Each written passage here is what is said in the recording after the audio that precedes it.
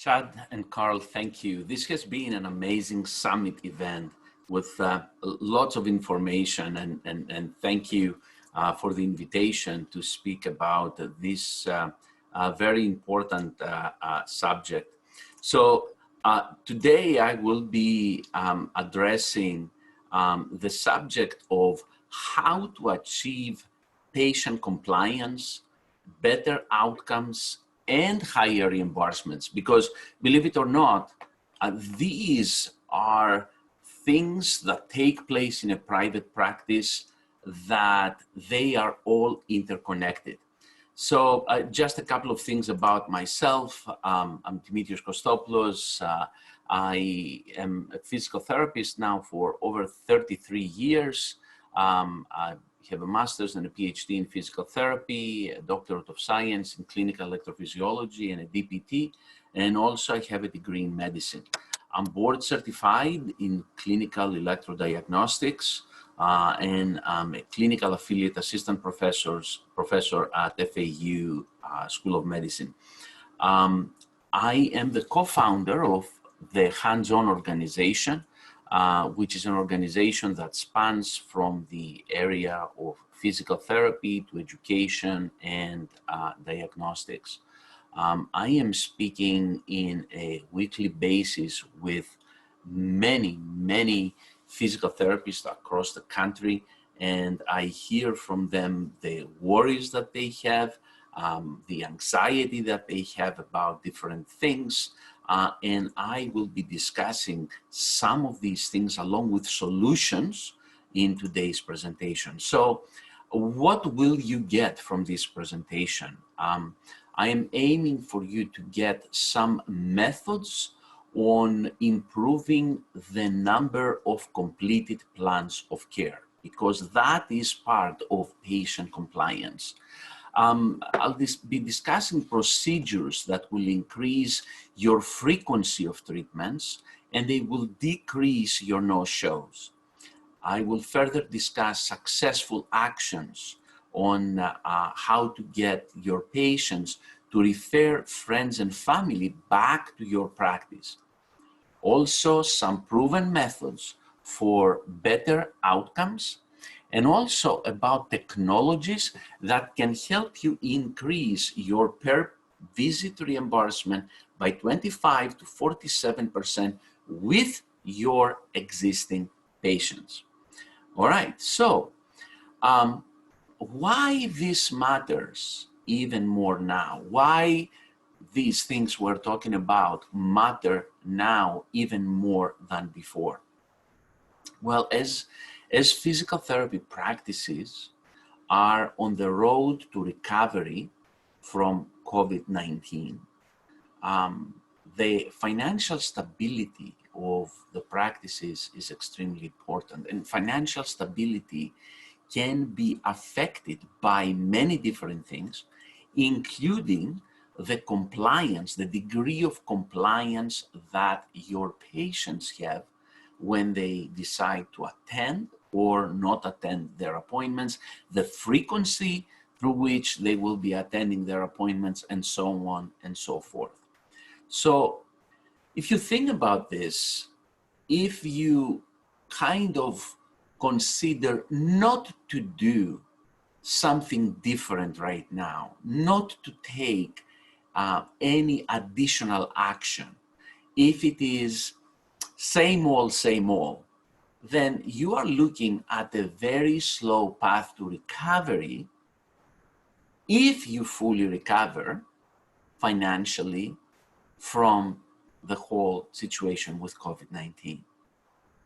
To the contrary, those practices who are really taking appropriate action, and in this summit, there have been so many suggestions and so many ideas about things that you need to be doing right now in your practice to put you into the fast track to recovery.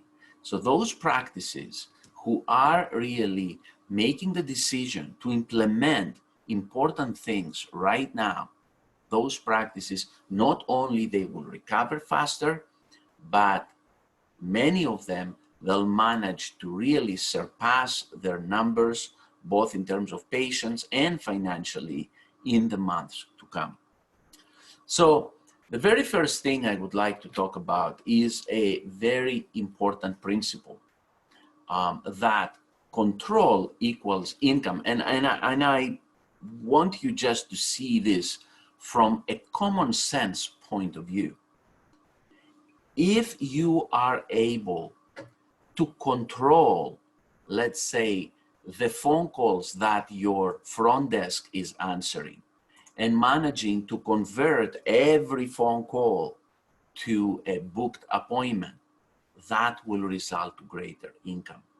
If you're able to control the frequency of visits in your office that each patient has, that will result in income. If you're able to control your cancellations, your no-shows, if you're able to control your payroll, if you're able to control the referrals you get from patients, from friends and family, if you're able to control your billing and collections from insurances and patients, all these activities, when you control them, they result into higher income. So we derive to this equation that control equals income. And when we achieve a greater control in the various areas of the practice, that eventually leads to a higher income. And what we will be discussing in this presentation are methods that you can implement right now in your practice that will provide greater control, especially in the areas of patient visits and patient compliance, that will eventually result into a higher income in your practice. I want you to just look for a moment. When we are talking about compliance, what do we mean? I mean, looking at the dictionary, this is the definition of compliance: the act or process of complying to a desired, demand, proposal, or regimen, or to coercion. And actually, the example there, the sentence that was used by Merriam-Webster's dictionary is very appropriate here. Patient compliance in completing the treatment regimen was excellent. So that was a very, very good example, very appropriate, right from the dictionary. So this is what we mean when we're talking about compliance. But let's look now those areas where compliance can be affected or can be affected by in the physical therapy practice. What patient compliance means within the physical therapy private practice. How about completed plans of care with an official discharge or final end of care visit? How important is for the patient to have a completed plan of care, that you do not just have to discharge the patient at the end just to close the record from your EMR, but actually the patient has completed their entire plan of care. They have been to an actual final visit. How important that is. How important is it for a patient to maintain the recommended frequency of appointments? When you tell the patient, I want you to come 3 times a week for physical therapy, and the patient ends up coming once a week, or they keep scheduling appointments and missing appointments, how does that affect the patient outcomes and also your practice? Keeping all appointments, making sure that the cancellations and no-shows are very low. How about engaging to any physical therapist recommended additional services? In your office, you may be offering additional services. You may be offering laser, you may be offering insoles, you may be offering massage. You may be offering, like we offer, diagnostic testing. How important is for the patient to engage, to be convinced, to comply with those additional services that you recommend to them? In my opinion, that is one of the most important and most critical points.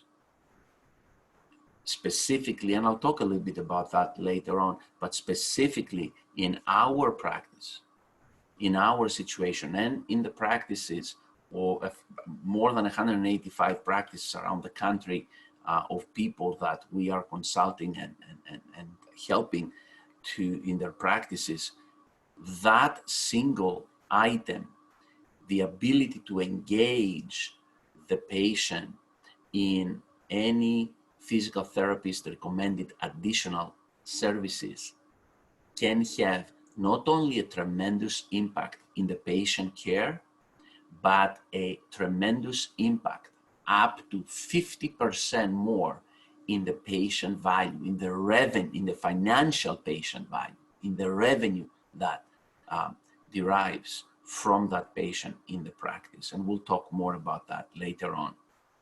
And how about assigning within that compliance also the ability to refer friends and family back to the physical therapy practice?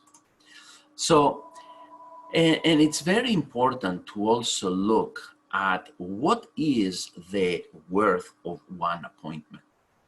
And when that one single appointment is missed, what does that mean? What are the effects of that in the practice?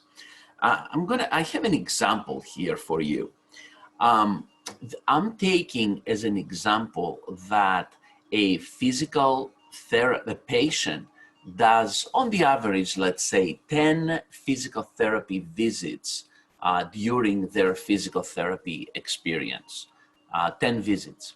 And I'm gonna use as amount of reimbursement per visit, $97. And the reason I'm gonna use this $97 figure is because this is the figure that was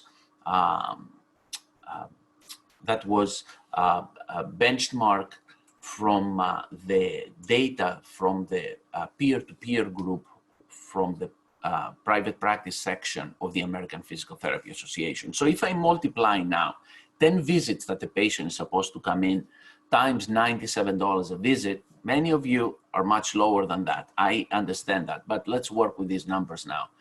That patient financial value for those 10 visits are $970. Some of you may be getting less reimbursement per visit, but maybe more visits. So give or take, it's gonna be about $1,000, the financial value of that patient.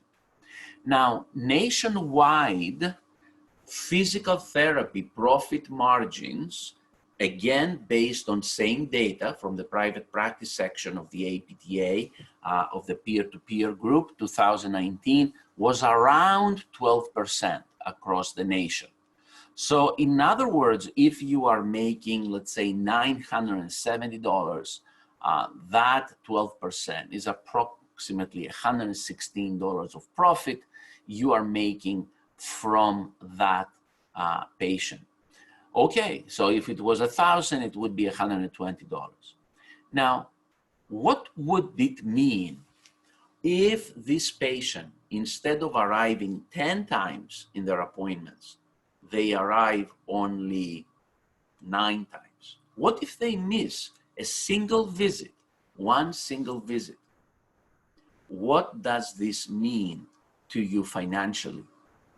That is a loss of $97. What does that do? What is the impact in actually your final profit margin? It can be very significant. Or what if a patient has 3 times a week appointments, let's say, and misses one appointment because of a no-show or an inappropriate cancellation, where you are unable to fill that spot again with another patient? What happens in that case? And what happens if you have a very low, let's say, percentage of arrivals where, let's say, only 80% of your patients arrive to their appointments as they're supposed to, and you have a 20% rate of inappropriate cancellations and no-shows? What that impact would be if you are losing 20 visits out of every 100 visits that you are supposed to have in your schedule. That is a very, very significant number. Okay, so we're going to talk about how to handle that as well. So you see, I remember John Gray's Men Are From Mars and Women Are From Venus. Do you guys remember that book? Men Are From Mars, Women Are From Venus. John Gray wrote that book, oh my gosh, many, many years ago, probably I would say 15 years ago or so. So what is the bottom line in that book? The bottom line is that different people have different realities. You have a reality, which reality has been formed based on your experiences in life and your observations, and the patient has a different reality about their condition based on their experiences, their knowledge, and their observations. And really, what is real is what is real to someone based on their observations. What is real to you is real to you based on your observations and your experiences in life. The patient has not finished physical therapy school. The patient has no reality about the effects of non-action to a joint. They have no idea about the effects of no movement to a joint, to a muscle, to the body in general. So if the patient has no reality about that, the idea is, how do we help them to share our reality, which comes from an educated point of view, to their reality, and create some sort of agreement where those two realities are coming together? That's the idea. Because a patient, why are they going to disagree with you and they are not going to show up to an appointment, or they won't comply with their treatment plan? They won't complete their entire treatment plan and plan of care. Why they won't do that? They won't do that because somehow, somewhere deep inside, they may have a disagreement with what you have prescribed, what you have put together. So you need to provide them with all the appropriate information so that they can come into a common agreement with you. So the question is, when we do that? Well, you remember Blink, right? Malcolm Gladwell's book, Blink, again, long time ago. But what was the idea on that book? That decisions are being made at a heartbeat. People are deciding about things most times based on their first impressions. What is a patient's first impression? It is that very first visit, the initial evaluation visit, that they will come to see you. It is during that visit that you must really properly communicate and take advantage of that visit to give them the reality that is the correct reality if you want if you wish, for their situation. So what are some of the important steps here? During that first visit that the patient comes in, you need to include within your office policy, which the patient has to read, that the patient has to complete all the prescribed sessions and complete their treatment plan. Because that completion of the treatment plan is what provides the chances for resolution of their problem. There you need to include a no-show policy in your initial paperwork. And what we do in our no-show policy is that we include a statement that if the patient no-shows, there are 3 people who will get hurt. First, they will get hurt because they will not get better. Second, another patient will get hurt who could have taken that spot in the schedule that they are missing right now. And number 3, the therapist gets hurt because instead of them having the number of patients they're supposed to have in their schedule and work, now they have a patient less. Also, in our initial paperwork, we include the financial policy. And in that financial policy, we do have actually a pretty steep penalty, if you wish, of $75 as an inappropriate cancellation or no-show fee. That is the time that you need also to explain about the frequency of care. Why is it important for the patient to come in, let's say, 3 times a week? A patient may have considerations about that. Oh, I have a busy schedule at work, I have this, I have that. But do you provide them with a good enough understanding so that they really understand why they must come 3 times a week or 2 times a week or 4 times a week, whatever the recommended frequency should be, based on your clinical evaluation and best practices of patient care for this specific pathology.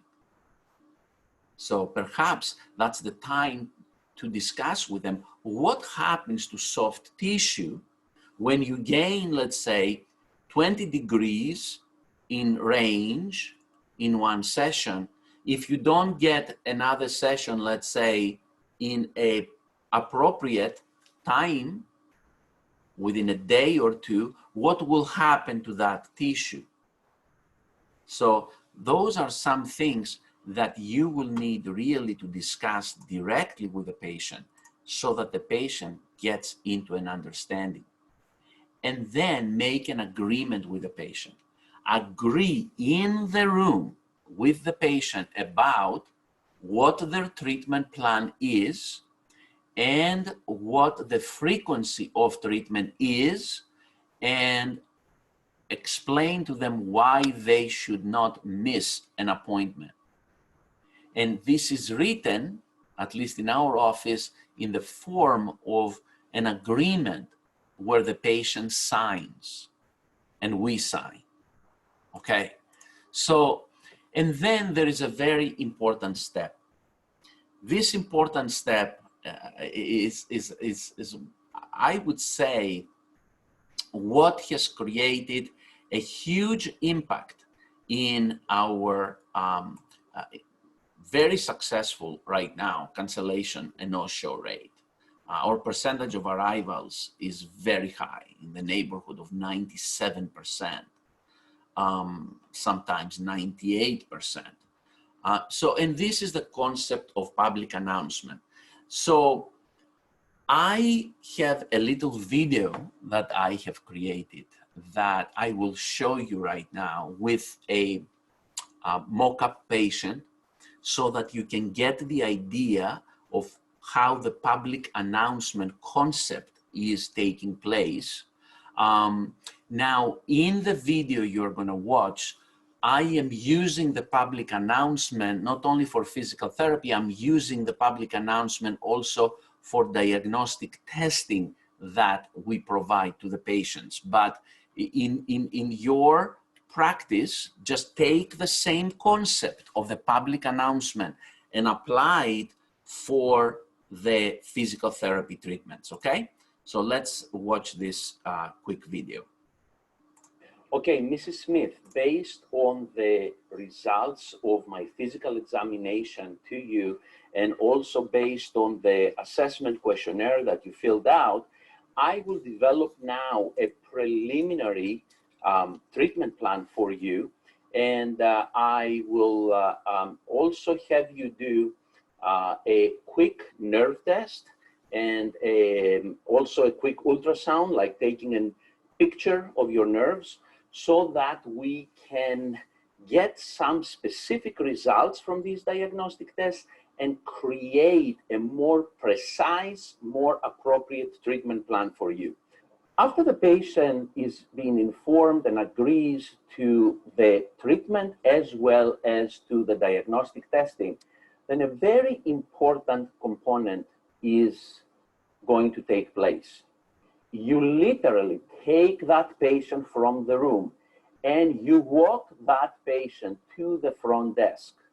You're not just telling the patient, you go now and schedule your appointments. You are actually taking that patient and you are walking them as the treating provider to the front desk. And at the front desk, you make what is called a public announcement. All right, so Tula, this is Mrs. Smith. She's going to be coming for physical therapy 3 times a week, and she needs an EMG and an ultrasound in the next testing session, okay? All right, please schedule here. Good to meet you, Mrs. Smith. Thank you. All right, take care.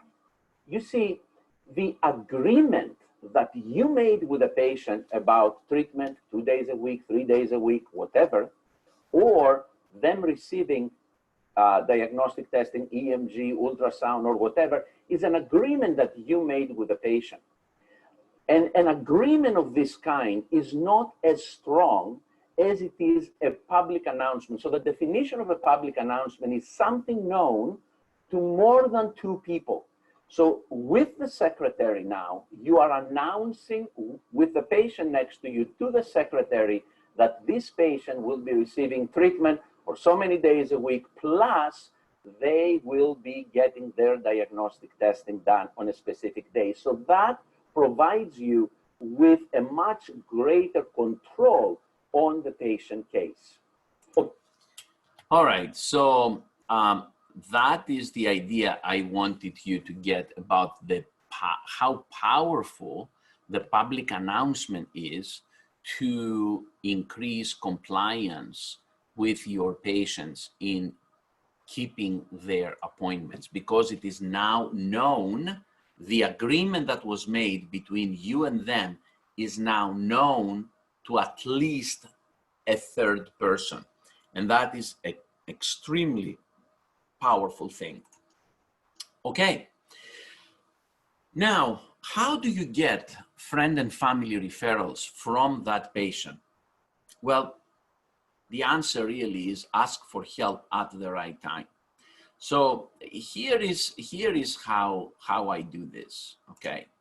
So after the initial evaluation took place, the public announcement, the agreement, the public announcement took place, and the patient comes in now for at least a week, at least 3 visits, or a week and a half. I would like to see 3 actually sessions, because within 3 sessions, you will have definitely some results in most cases. At that time, we do a reevaluation session. At the reevaluation session, obviously, the question is, how are you feeling? How much better are you feeling? So if the patient is not really feeling any better right now, yet, that is not the right time for you to ask for a referral of a friend or a family member. But if the patient tells you, oh, I feel great, I feel so much better, thank you guys for all the help you are providing to me.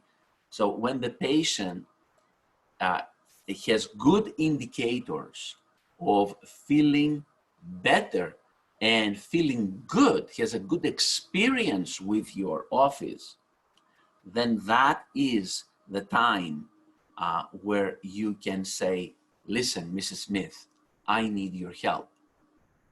And of course, Mrs. Smith is going to ask you, what do you need? And then you say, the way we grow our practice is from referrals of friend and family members of our existing patients. And then you ask the question to Mrs. Smith, who do you think from your family or friends could use our services? And maybe if Mrs. Smith is puzzled a little bit and she cannot answer the question, you may enlighten her at that time about the possibilities of physical therapy. Maybe you, at that point, you may ask some questions such as, does anybody have back pain, neck pain, osteoarthritis, any numbness, tingling, weakness? So you can probe this type of questions so that you can give them once again some better reality and better understanding about physical therapy. Don't make assumptions that they will know, because they may not. So then why patients will stop coming to physical therapy? Well, there are two possibilities. Either they're still in pain or they are out of pain. So let's take the possibility that they are out of pain. That is fantastic. Very good job. But you know what? The fact that somebody stops feeling pain, should they stop coming to physical therapy? Have you completely finished everything you had to do just because the patient feels no longer pain?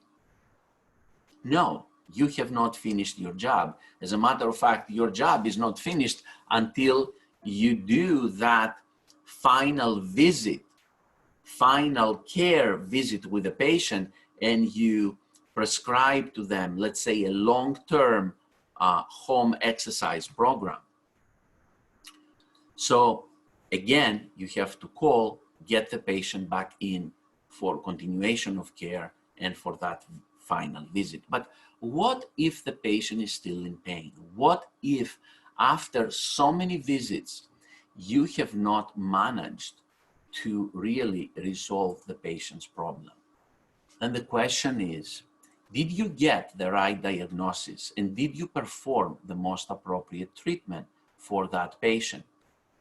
Well, how did you derive to the physical therapy diagnosis? Yes, you got a script, perhaps, or not, from the doctor. Now, in more and more cases where there is direct access, there is no script, or there might be a very generic script, you know, treat the neck or something like that, without any other specifics. How did you derive to this diagnosis? Well, you followed the model, the current model for physical therapy, where you did a physical therapy evaluation, you created a treatment plan, an intervention, then a reevaluation, continuation of PTE until you had the end of care. And that formation of a treatment plan was based on specific evaluative procedures that you did. You did range of motion, you looked at manual muscle test, but also you looked at many different orthopedic and neurologic tests. We call them special tests. And your ability to identify the proper diagnosis on that patient is contingent to how appropriately these tests can screen for a condition. Screening of a condition relates to the sensitivity of a specific test. That's why we use many times combinations of tests.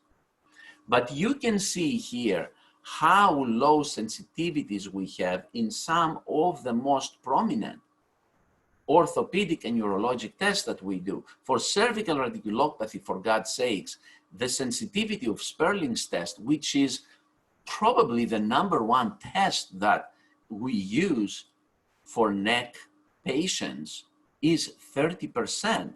This means that it opens the door for 70% of the patients who do have a confirmed cervical radiculopathy for the Sperling's test to be negative, not to be able to identify the condition. You get a false negative. So how about a false negative? Is it okay to have a 70% false negative? Just imagine that the coronavirus test had a 70% false negative percentage. Would that be a good test? Would that be reliable? Would you like to go and get a COVID-19 test knowing that you have only 30% chance for that test to show you that you have coronavirus if you do have coronavirus? Not very good, right? So alternatively, you can use the new paradigm in physical therapy. This is what we have been using. And the new paradigm in physical therapy, which includes diagnostic testing, such as EMG, ultrasound, and other tests within the realm of that PT evaluation or right after it, that type of testing provides much higher percentages of sensitivity, and therefore we are able to identify conditions that otherwise we wouldn't have identified just with the regular physical examination tests. As a matter of fact, we published a study earlier this year, and that study specifically for electromyography testing was done on 462 patients, and it identified that in 60.61% of patients who received EMG nerve conduction studies, the management, their physical therapy management changed because of the results that we got from the diagnostic testing. So you see how important that can be and how it can affect outcomes that we will receive from the physical therapy treatment, from the physical therapy care. And these are the types of tests that you can do diagnostic-wise as a physical therapist, and they are reimbursed to a physical therapist. So, as I said in the beginning of my presentation, I will discuss with you ideas on how to increase your reimbursement rates, right? And as part of compliance, as I mentioned, is having that patient to also buy into these additional type of things that you believe as a physical therapist this patient can benefit from. That's part of complying. That's part of a compliant patient. And there are many different things that can have a clinical value, and at the same time, it can offer additional revenue to your practice, such as laser, doing a private exercise gym services, nutritional products, wellness services, vitamins, other white labeling products. Of course, in my case, I am very biased in the area of diagnostics because this is what I have been doing, and I have been helping many others around the country to do. And they have increases in per visit reimbursement anywhere between 24, 25 to 47% in terms of increase in reimbursement per visit as a result of performing diagnostic testing. So patient compliance can have very important and many different effects in the physical therapy practice, both clinical effects as well as financial effects. I'll be happy to entertain any of your questions as you are typing them in the chat section right now. And I am going to enter right here my email address, which is dimi@handsonpt.org. If I don't get the chance to answer all of you who are typing right now in the chat section, please feel free to email to me and I'll be very happy to answer back to you. Once again, thank you very much for attending this presentation, and Chad and Carl and the rest of the Breakthrough team, thank you for the amazing job that you are doing in helping all people in private practice achieve better conditions for their patients and for their practices and for the future of physical therapy. Thank you.